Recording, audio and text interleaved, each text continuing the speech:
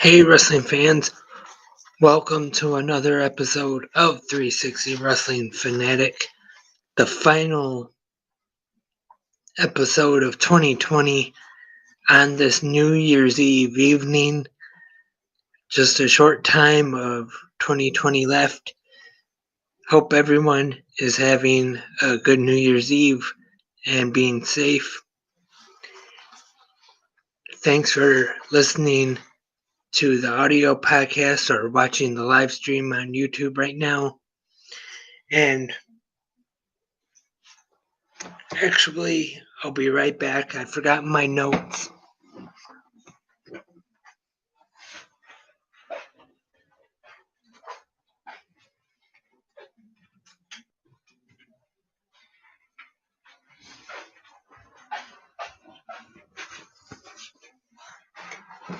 I apologize for anybody listening to the audio podcast. Had a little bit of dead air there. I forgot my notes before I started recording. And so had to go get them real quick. But on this episode, gonna do a quick recap of last night's very emotional AEW Dynamite, which was Celebration of Life, a tribute to Brodie Lee. And I just want to say at the beginning, it was a very nice tribute done by AEW, done very well. Started off with the 10-bell salute and all the roster on the stage, his wife and his two sons in the front. And then we have comments from Jon Moxley, and we'll see this during the night. Comments from the AEW talent. And our first match is a 6-man tag. Matt Hardy and Private Party taking on the Dark Order's Colt Cabana and the Young Bucks. This one is a good match here. All the wrestlers, of course, wearing the Brodie Lee armband, and Chris Jericho on commentary tonight as well. And Cabana gets the win to pick up for his team. And now, apparently, he is a full member of the Dark Order. And Cabana, as well as other guys on the show, you could tell that this was a very emotional night for them. Then at times it was kind of hard for them to keep it together, and you could see the tears at some points. And then we have comments from Darby Allin. And next up, another 6-man tag. Dark Order, Evil Uno, Stu Grayson, and they're teaming with the Murder Hawk monster Lance Archer, with Jake the Snake Roberts in his corner, to take on Eddie Kingston, the Butcher and the Blade. And another good match here. You could tell every guy on this show gave it their all to pay respect to Brodie, and we saw some very good matches on this show.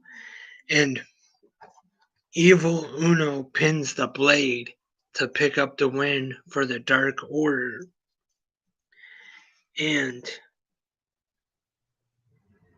we see, after this match, we see Jake Roberts hit a DDT.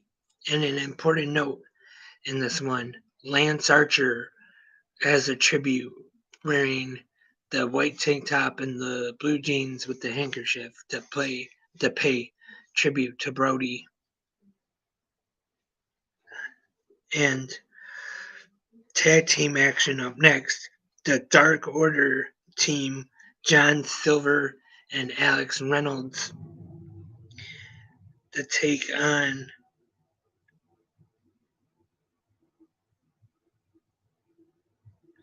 the Inner Circle, MJF, and Proud and Powerful. And then is John Silver, who is wearing ring gear, which was gifted to him by Brodie Lee, pinned Santana for him to get the win in this one. Oh, my mistake here. Hangman Adam Page was with John Silver and Alex Reynolds. Don't know why that slipped my mind for some reason. John Silver pinned Santana to pick up the win. And also, a very nice touch in this one. At the beginning of the match, they open their jackets and have the papers.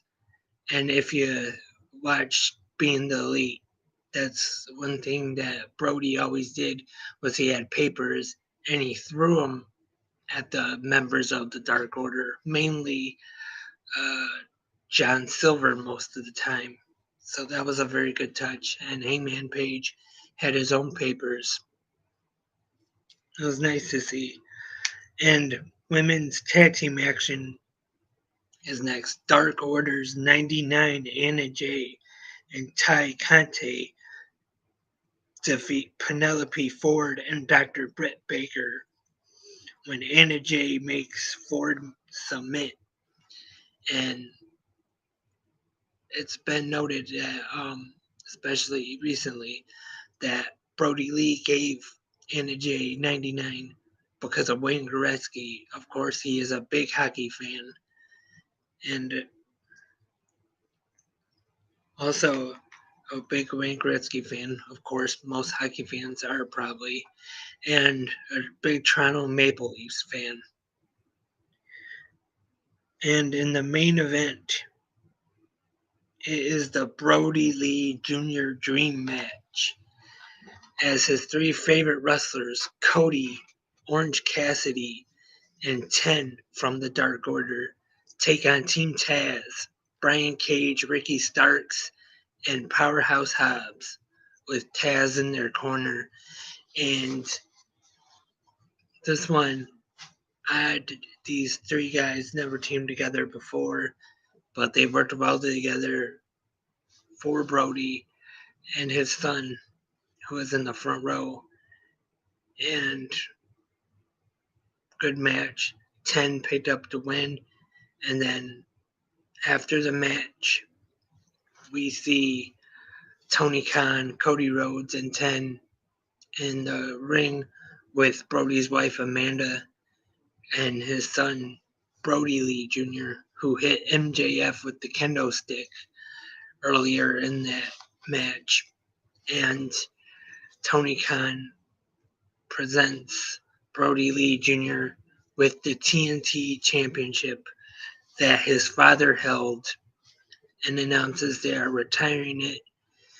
Brodie Lee Jr. puts a pair of his dad's boots in the middle of the ring, and Tony Khan says he is the TNT champion for life.